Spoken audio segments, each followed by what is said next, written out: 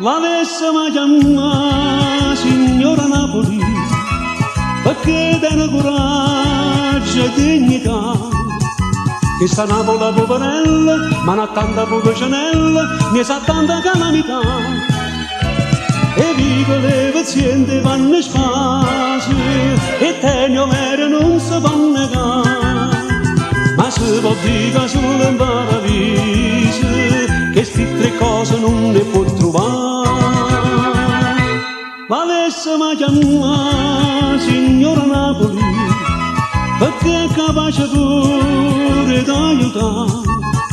Che sta Napola poverella, che i stranieri sono sempre pronti a ci criticare.